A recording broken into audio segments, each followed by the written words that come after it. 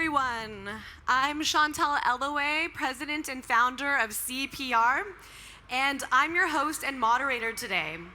Have you ever stopped to think about how much of what we call reality is now designed? Every filter we apply, every avatar we create, every algorithm we interact with is slowly rewriting our story. It's how we see ourselves. And with augmented reality, artificial intelligence, they're technologies that are mirrors that reflect our beauty ideals, our imaginations, and our biases. From filters that redefine identity, AI-composed music tracks, film and content projection, and we have AI systems capable of replicating human voices now. It's at speeds that are so amplified. Fashion is so impacted now. We are truly entering an era where creativity itself is becoming collaborative between the divine and sovereign humans that we are and machine. But as these worlds converge, a profound question emerges. If AI can imitate our imagination, can it also inspire it? And will it replace or outcreate us? So this is something that we should all ask ourselves, and today we're going to be exploring that. Our role as complex and sovereign humans hasn't been to conform to what exists, but to create and co-create with intention, purpose, passion, intention, and our greater mission to what doesn't. Today, we bring together three visionaries at the intersection of technology, art, and human expression to explore not just what AI can do, but what it reveals about us, our fears, our desires, our capacity to imagine, to suffer, to hope, and to leave a trace of ourselves in the world. In a time when pixels feel personal, avatars have agency, and art is no longer confined to human hands, AI becomes an extension of our creativity. So we're going to hear from the pioneers in AR and VR, a renowned artist and a professor of immersive design ethics, and innovators asking whether machines will outcreate or outshine humans. This is a conversation today that you are all in the room about to listen to that can literally change the whole blueprint of humanity. You are sitting here, and it is not just about creativity, consciousness, and the fragile, infinite heart of humanity. It's whether the future of art is a battle between man and machine or a collaboration where they learn to imagine together. So before we start, thank you for my patient panelists. I want to ask the audience a question because I need to know who's in the audience. Okay, so to kick things off, I need to know, by a show of hands, raise your hand if you believe AI will surpass human creativity. Interesting. Okay, we have a few hands here. You truly believe, okay, so we have about 4 or 5 hands I counted that believe that AI will surpass human creativity. Okay, now how many of you believe the opposite?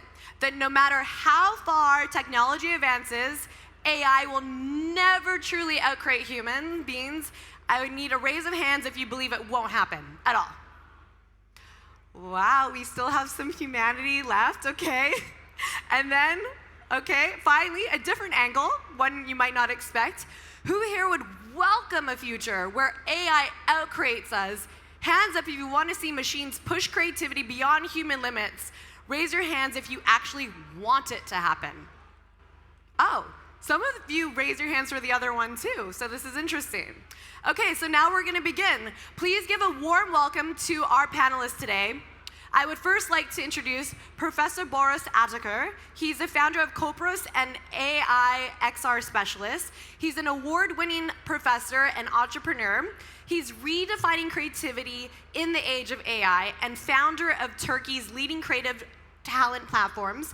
He inspires designers through pioneering work in motion graphics and generative AI. He serves on many international boards, and he pushes the boundaries where art, technology, and innovation meet. Then next, I have, we're actually gonna introduce Jack.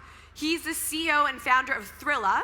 It's an AI-powered talent agent and booking platform for the creative industry. You're going to learn more about it today, really exciting. It uses AI to enable and empower creative freelancers throughout their careers, acting as a coach, manager, and agent. So then we have Sanki. So if you've ever been to the Louvre, you might have seen his art there. Visionary artist that I have heard of and I'm so pleased to meet. He is redefining language and expression. He shaped the region's art scene since 2003 through graffiti, calligraphy, and storytelling. It's earned him murals and different earned placements and awards, and he's had many accolades, and I'm just so pleased to have all three of them on stage. So would you first like to open by saying, we're going to explore today a few things. So as humans, we need to remind ourselves that we are the embodiment of divinity. Within us flows the essence of a creator.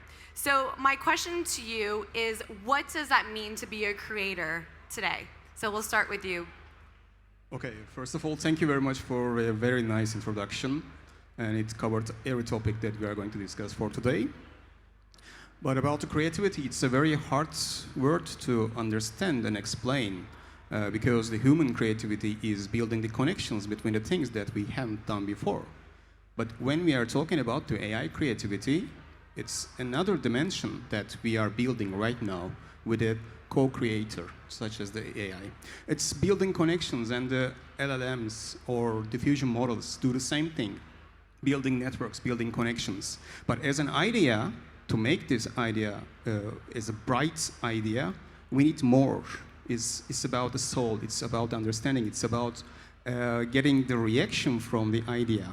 So the creativity is not just building the connections, but working on the connections, building more and more if it is needed by the essence. So there's another description that we can talk about the creativity.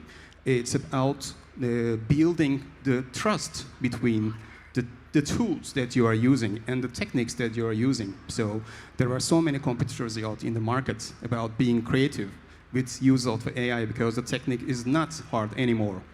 But the results may be seen different from other perspectives, especially for the creative industries. So I can introduce something like that.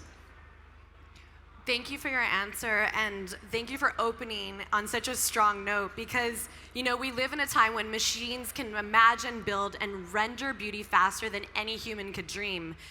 Are we witnessing the evolution of art or the extinction of an artist? And I'm going to be asking an artist here. He's the only artist on this panel today. How do we even define creativity and productivity in a world where algorithms are evolving the depth and scope of art at an accelerated pace? Sanki. I think we should go with Jack first, because I feel like an artist is being held hostage between two AI founders. So. Sure. So first of all, I think it's important to distinguish, what creativity is, and I think it comes in many forms. We often think about creativity within the context of AI. As the creation of images or videos or graphics. And to be honest, creativity goes a long way beyond that. And so you have, looking at creative, industries and talents and people, you have music, you have art, you have, artists in the raw form of the sense. But you have film, TV, stylists, makeup artists, interior decorators. Everybody who works in an environment like this also considers themselves creative. And so when we look at AI and the role that AI can take, there's a lot of immediate comparison against the initial graphic and videographic space. But honestly, I think creativity comes from understanding who that person is.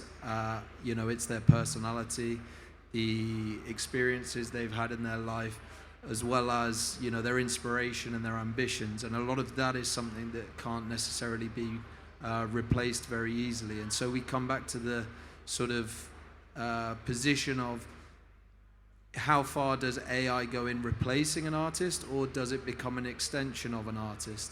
And in many cases, I believe that there will be no replacement of an artist, because even in the AI tools that we see today with gorillas reporting the news or cats flying helicopters or whatever it might be, there's still somebody behind the screen who's come up with that idea and directed that vision through that tool. And so for me, I still think that, coming back to the question, the creative will always remain. It's how far does AI and the tools available sort of become an extension of that person. Great. For me, I'm interested in languages, and primarily I started out as a graffiti artist in 2001. Since then, I've produced work in about 8 languages. Then I got bored of languages, and then from 2015, I started painting in symbols. I was also very inspired from the work of Carl Jung. So dream symbolism, etc., that dreams don't have a language, they have symbols, they talk to you through signs, etc., and then you have different modes of interpreting them. So for me, if you look at the inspiration, what inspired people to create AI was how the neurons work in our brain. That's why we call them neural networks. And I believe that AI cannot. So AI is always going to be dependent on us for data. And we have, as humans, you can say the faculty/agency of inspiration, that we might go through a tragedy, maybe some happy moments, maybe inspired by a poem or a movie, etc. And then we kind of create our own data, and then we translate it as artists. But if you're a painter, you paint it. If you are a poet, you write a poem, etc. Maybe you make a movie. So I believe in terms of digital art or animation, where things can be optimized in terms of automation, I think that's where AI will not replace humans. I think it would, just like Jack said, it's an extension of, it is an extension, and it is going to be an extension of people's, you would say, choices. There's this very well-known quote, life is choices. So I think how you use AI is also a reflection of who you are as a creative. So if you look at it as a threat to whatever you do, then I think it's going to affect you negatively. You might want to, stop it, etc.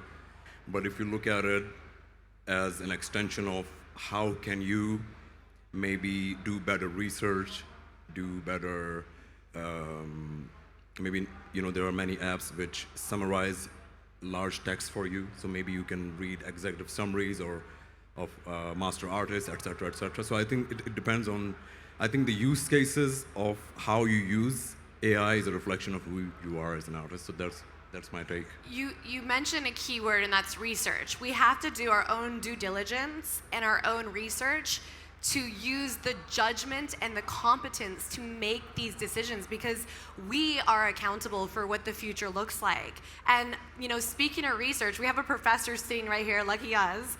In guiding AI to see creatively, how close do you believe machines can come to perceiving the world as humans do, Professor?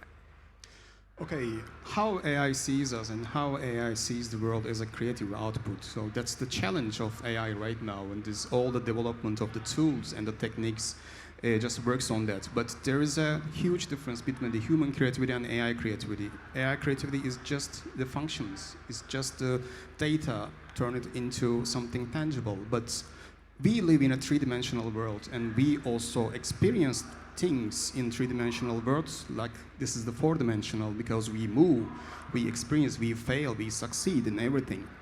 So this is the missing part of the AI, to be or to see the world as a creative output. But of course, there are challenges. The LLMs are just like the one-dimensional because the words are abstract, they are not visible. And the two-dimensional, the diffusion models we are working right now are the images, the videos, and they are so realistic right now. The challenge has been already done. And the third dimension, there are some tools that we are using right now for our projects, and they can create the three-dimensional models even for animation or just building the digital twins that's in the AI world. But how about the fourth dimension, the interaction and the experiences? This is the missing part of the AI. So this is the real challenge, putting the AI into something we are living exactly the same. So maybe this is the time for artificial general intelligence, and Fei Li says that okay, the AI must think in 3 dimensions, not 1 or 2 dimensions. What I've noticed from all three of you is you all resonate with the idea that AI is here to be an extension of us. I heard that word, and it's definitely not here to replace us, at least for now. No, I'm just kidding. So that was one of my next questions is, how do we advance humanity through innovation without losing the human? Sanki, do you want to answer that one? Yeah, I would answer it from a quote that I read many years ago, which kind of like, there are those moments in your life which are kind of burned in your memory. I read a quote by Heisenberg, not the character from Breaking Bad, but the nuclear physicist. And he had a quote in one of his books where he was talking about the science experiment, like how do you do scientific research, etc. And he talked about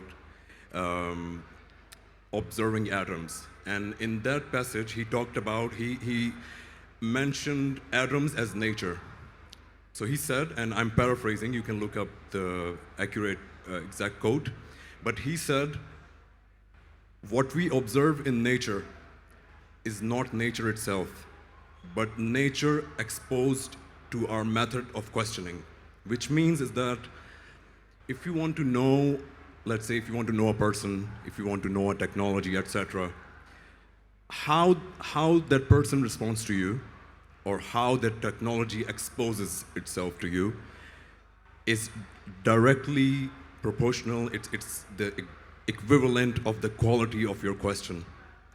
So, for example, a lot of people say that AI is not good. It's just like you want to do some, like, you want to pass a test, you want to write a thesis, etc., and then you just send it questions. Or some people say, oh, it's very boring. But the thing is, it is not a sentient thing. What you're doing is basically, it's whatever the prompts that you're sending is a reflection of who you are. So if AI is boring, then maybe you need to have self-awareness, and maybe you are the boring one, which is, you can take it negatively, or you can, I mean, it can become like a point of a reference for you to better self-awareness, etc., self-exploration. And yeah, so if you want better answers from people, or from your own art, your journey, your family members, whatever you want to know better at its core, whoever you want to understand better, you need to ask better questions. Because there's this thing called, Elon Musk talks about this a lot, and he says that in the, what's that book? The Hitchhiker's Guide to the Galaxy. And he said that the question in that book is, the universe is the answer. What is the question? And what's the number? He says in there. No, but there's, I mean, That's the answer. It's humor, but deep down it's very philosophical. And I think we need to also ask these questions about ourselves and also about AI, that, okay, what I'm doing and what this AI, this technology is, what is the question that I am not asking? If you are stuck somewhere creatively or maybe intellectually, etc. So it goes two ways, Just like in psychology, it's like you have a lighter side, you have a shadow side, etc. So it's two ways to look at it. And it goes back to my point where I said that you can look at technology as an enemy to your creativity. You can also look at it as an extension. So Yeah, so that is one of the questions that many of us ask is, we do need to ask better questions. And one of them is, how do I enhance my skill sets so I can make more money and not lose my job? Like many of you have spent decades, years investing in your education to have your careers that you chose, and everything is changing. So we're standing at the edge of a major shift in how we work. When top tech leaders warn that AI could wipe out a large portion of entry-level office jobs and push unemployment sharply upward in just a few years. And big companies recently said that by next year, if you are not doing something properly, where you're implementing AI into your role, you're going to be judged on your AI impact. And it's a transformation where we're witnessing the restructuring of the modern workforce, where creativity, adaptability, and updating our skills in relation to AI determines who rises and who becomes obsolete, and who defines the next era. And at the core of this, if one day AI surpasses us in every measurable way, this is something that we need to ask: how do we be co-creators? So Jack, your platform empowers artists by managing and monetizing their work with the support of AI. How does AI amplify creative freedom and productivity without replacing the human intuition, vision, and emotional core of art? So first of all, I think there's two parts to that that I'd like to break down. The first is that as more entry-level jobs, starter jobs, arguably some of the more repetitive jobs are easily replaced or easily automated with AI. There's a very interesting study that was done by Stanford University that predicted that when this occurs, people fall back to what they know best, which is their personality, their identity. And with that, there's an expected increase in people leaning into creativity, leaning into arts, culture, things that they can build in and around themselves that can't be replicated. So whether that is, we've seen a surgence in live streamers or content creators and people like this, that's something that I expect to see more of. I think sport is another one that we will see more of as more and more people sort of shy away from potentially threatening jobs from AI. So in my view, there's a good chance that we see more creative, more sport-based, more personality and brand-based interest from people younger in their careers, and also if they're at a point where they're rethinking about their career. And so the second piece is really, how do we look at the skills and the talents that we have and use AI to be able to help us grow. And so, for example, we're talking about creativity, and the roles that we are focused on as a business are very much your acting, modeling, dancing, singing, DJs, musicians, photographers and videographers and people like this. But a lot of these people are very creative in nature, and they struggle perhaps with the typical sort of admin-related tasks that exist in getting booked, finding a job, going through the contract, making sure that you're getting your fair pay, but you also have the protection in place to be able to do all that.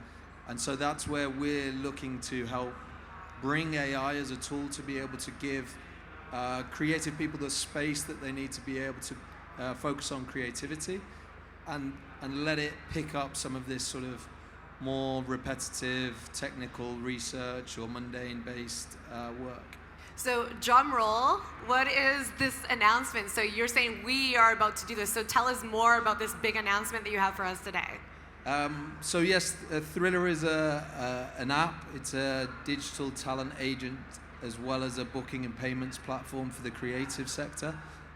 So we're very happy to announce that we've just launched it today, and the functionality and capability will be coming through the next few weeks. But yeah. So if you didn't hear that, he launched Thrilla today, And anyone who is a creator and needs help facilitating this new era to amplify the workforce and how to embrace AI, he walks you through that. And I believe you are also doing something similar. Is that correct? Yeah, exactly. So tell us more about your... The CoPros is a platform for the creatives who are working with AI, but not only the output, also thinking about developing the models, developing the structures, and also the creative output. So we are so similar in the same perspective, making the AI work for creatives, not compete them, not repel them, but at the same time, the co-creation has to be built upon some trust, as I mentioned before. So you have to use the tools, you have to use the techniques which are available to you. But most of the applications right now are just the demos, and they are not capable of doing everything at once. So you have to build a pipeline, you have to work a workflow on this one. So we are just focusing on building these networks and building this pipeline for every kind of creative artists. Well, congratulations to you both. And I think that's important is education, because a lot of us don't know, with all the resources around us, where to look to get this guidance. So that was my question for you, Barış, is how should design education evolve to balance technical skill with ethics, empathy, and cultural awareness in AI-driven creativity and productivity systems? And you can speak on this as well if you want. Okay, so there's a very simple formula for creating something. You need to have three things at the same time. The first one is the knowledge. You have to have the information to create something. And then you have to have the tools to create something, and the tools, how to use those tools. And the last one is the most important one, is the experience of creating things one after, one after and after. So you learn from not only creating, but also getting something done, problem solving and design thinking, and whatever you have challenge as upon your problem. So education is also a problem, because I'm in the academic side of this AI also. So it's really hard to teach how to use the AI, because the tools are changing every day, the opportunities are on the way, and of course there's a confusion that AI can do everything at the same time, but this is not the question, or that is not the case that we are living right now. So what I believe in the future of education with the future of AI is the connection part is built upon the experiences. Both the co-creation experience with AI and also the creator's experience with the tools that's using, because always challenge, always problem, and always getting things done is not formulated by just data or the workflows. So you have to focus on the experience. It's also what we can call as a spatial experience, because you have to create this 3D world and interact with it and use it in any problem-solving cases that you need to understand before the problem it occurs. So this is the challenge we are right now, and trying to teach the students how to learn, not to teach anything, how to learn. I love that. Do you have anything to add to that, either of you? What was the question? About education, and you're an artist. Yeah. Where are you going to learn more about how you can utilize, amplify and monetize these skills that you have? You have so many. You said you're a graffiti artist. You've been showcased here, there. You've even written poetry. I mean, AI can write poetry, but you have soul. You have depth. AI doesn't have that. You have a heartbeat and a pulse. AI doesn't have that. How do you monetize and amplify your artistic creativity to share with the world? Well, sadly, I can't do it because I'm a painter, so AI can't help me there. But I think in terms of, so as a fine artist, the biggest issue that people mostly have, and this is across the board, anywhere globally, is how to, how to find the right residencies, how to find the, how can I sell my work, how can I exhibit it, etc., what it's like to exhibit at galleries, what is it like to exhibit at museums, etc. And there's a lot of, and Jack and I were discussing how there's a lot of gatekeeping in creative industries, where people are like, okay, we need this and this from you. We would give you such and such opportunity in exchange of exposure, etc. And then these gatekeepers, so-called, they also make it a point to make young artists believe or models in Jack's industry and actors that, okay, we are like the guardians of this industry, and unless you like, you shall not pass, you know, that meme. So I think AI surpasses and helps people in knowing these things which are kind of known as secret knowledge of the industry, that once you have the secret knowledge, your work will be like $1 million worth, etc. So AI can go through that. Well, it's interesting because a lot of artists become more famous sometimes when they pass, and that's one of the many things of humanity is, will our value be obsolete when we pass, or will, you know, and that's where AI comes. It can carry on our legacy if we know how to utilize it. So while we're gonna get ready for, we have one, maybe time for one question from the audience, and we're gonna who has a question first of all? Anyone have any questions for, okay, if someone over there can hand the mic, and while you're doing that, I have a question for you, Jack. Okay, this is one of the hottest topics right now, is basically, the next question is basically, as AI assists in creation, licensing, and exposure, is there a role that AI can play to ensure fair compensation and consent in a landscape increasally shaped by algorithms? Everyone's getting their works taken, stolen. I mean, it's like, it's chaos right now. So can you speak on this, please? Yeah, of course. It's quite a big question, I'd say. So there's a few parts to that. The licensing, really, I think we've seen technologists and innovators take things forward at a faster rate than governments, governing bodies can keep up. And so what happens is you end up in these situations where people's faces are being reused in videos, it's unauthentic, it's not been agreed upon and everything like that. And so from a licensing perspective, I think the rules and the guidance needs to come from the top down. It has to be implemented by the governing bodies, it has to be set up in a responsible and ethical manner. But where AI can really help, I believe, is democratizing the access to fair compensation. And so where Sanki talked about gatekeepers and people who hold access to things and they expect, you know, extortionate amounts of, you know, commission or whatever it may be to be able to access. AI is already being used by hundreds, if not thousands, of companies as a business development rep, as a marketing rep. Taking those use cases and applying them to the individual artist gives you the power of an agent or a manager at an arm's length. And so the opportunity to be able to put yourself in the room that other people are in is far greater now. And when it comes to compensation, similarly, you know, being able to run live benchmark against industry rates. So you're an actor, what is the day rate that you should be able to expect on a job? That sort of information is available and can be sourced through AI, where before maybe you're in a position. 100%. And I on that note, I actually agree, is like we need to redefine what our value and the value of creativity is today with now AI. So as humans, we need to redefine what that means. So we have a question from the audience. Where was it? There was 2 hands, but we only have time for 1. Oh, okay. Yes? Oh, her mic's not on. Can you do, is there another mic, or can you turn on her mic, please? Does it work? Perfect.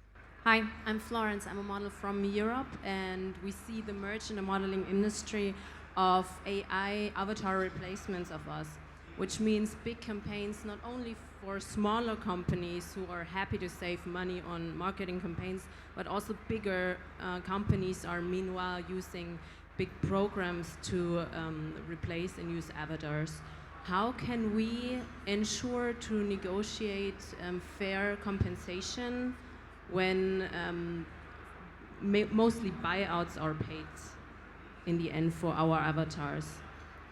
So we only have a few seconds left. So if someone wants to answer that on fair compensation. Sure.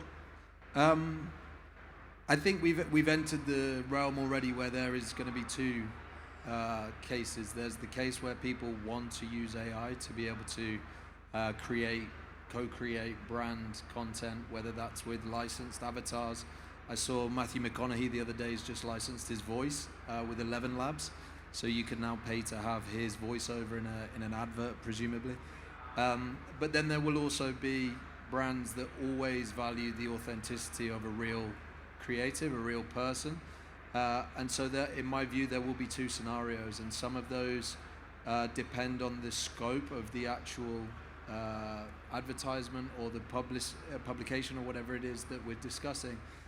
For example, products, very easy for product advertising now to be automated with AI. But when you come to real life, content around perhaps joining a wellness center or something like that, that then potentially opens up the door for more traditional and authentic, real people as content creators. And so I think to look at it in isolation, it's very difficult. When you look at the big picture, there will be use cases for both sides. And as an artist, you have to understand whether you align one side or the other, or whether you choose to sort of cover both. 100%. And we need to thank you for your question.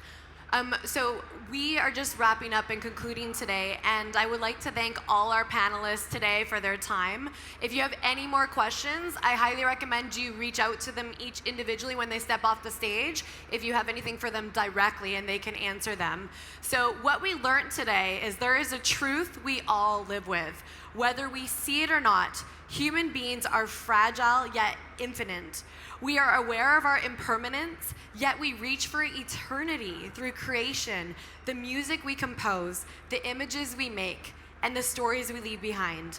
It is the tension between fragility and the desire to transcend it, and that gives birth to art, to meaning, and to love. And now we meet an unprecedented time, and the question, can machines devoid of mortality, longing, or fear ever create in a way that rivals us? Can something that does not suffer, does not hope, and does not dream, or have heartbeat or heartbreak, touch the same truths that make our creations resonate? The ache, the joy, the wonder. AI has been unleashed, so we as humans must learn to embrace it while keeping and preserving our humanity. Today, we explored some elements of how we will all co-create a future where technology becomes an instrument of deeper human expression rather than fearing AI's creative potential. Instead of living in this fear, we must perceive from a place of love and as a tool, and as they said, an extension of us that should be asking how we can amplify humanity, our emotion, our intuition, and creativity. We have seen that machines can generate many things at faster scales and amplify productivity. But perhaps the true insight today is AI does not diminish our creativity. It challenges us to examine what it is that makes our art, our ideas, our very existence so meaningful. In the end, AI might outpace us, it might outproduce us, it might even imagine us and out-imagine us, but it cannot out-feel us. And it is in that space between fragility and infinity that humanity's true creative power endures. So, AI can generate, it can analyze, and even it might surprise us sometimes, but it has no intention, no emotion, and no consciousness. AI cannot create true art, and it can maybe mimic it. It can mimic our voices, our rhythm, but it cannot create that meaningful resonance that we all get. The time when you get goosebumps when you hear a song, or the time when you look at art and it is what is beautiful to you when you perceive it. So, authorship, ethics, and authenticity matter because meaning cannot be manufactured. It is lived. And as humans, we all live it every day. The question is not whether machines will replace artists who cannot feel, dream, or care, but whether humans will learn to utilize these new tools with integrity, vision, and conscience. And that is our accountability. So it's not whether it will outshine us, because we are more than ones and zeros. We are the agents of change we wish to see and create. Creation is born from identity. It's in our DNA. We are sovereign, we are divine, and it invites us to create with greater awareness, to seek resonance over perfection, because we have the heartbeat, not it. It can end with us, and it can also begin with us if we continue to remember that we are creating, co-creating, but we are the extension of a creator. So I want to thank you, and I hope everything that you look at, you bring aliveness and beauty to whatever you bring and create in this world. Thank you again to all of our panelists today.